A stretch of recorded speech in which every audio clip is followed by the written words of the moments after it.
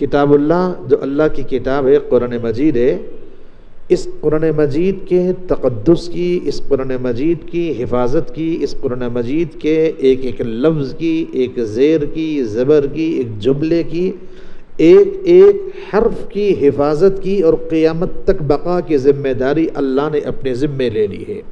اہل ایمان کے ذمے نہیں چھوڑا کہ تم قرآن مجید کی حفاظت کرو، تم قرآن مجید کا تقدس کرو، تم قرآن مجید کی ان آیتوں کو محفوظ کرو، قرآن مجید کو حفاظت سے رکھو، مضبوطی سے تھامے رکھو۔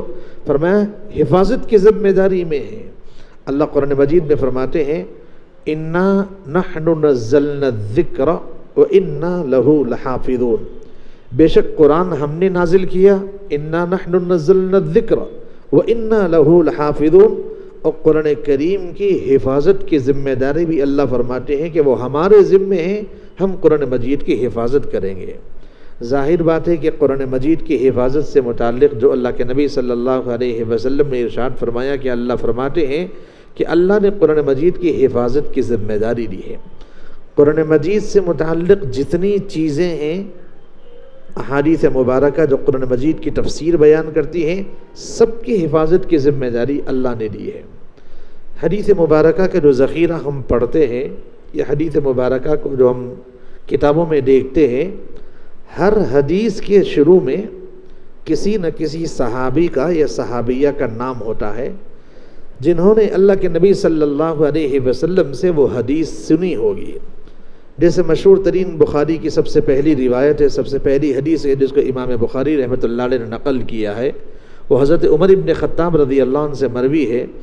وہ مشہور حدیث جس پہ فرمایا انما الاعمال بالنیات، اس حدیث سے پہلے اس کے راوی کا ذکر کیا جاتا ہے عن عمر ابن الخطاب رضی اللہ تعالی عنہ قال قال رسول اللہ صلی اللہ علیہ وسلم۔ ہر حدیث کے شروع میں کسی صحابی کا نام ہوتا ہے، وہ صحابی نے حدیث کو اللہ کے نبی صلی اللہ علیہ وسلم سے سنا ہوگا اور سن کر انہوں نے اپنے ساتھیوں کو، تابعین کو، تبع تابعین کو وہ حدیث بیان کی ہوگی۔ اس لیے ہر حدیث کے شروع میں کسی نہ کسی صحابی کا نام ہوتا ہے، بغیر صحابی کے نام کی حدیث نہیں ہوتی ہے جنہوں نے اللہ کے نبی صلی اللہ علیہ وسلم سے سنا۔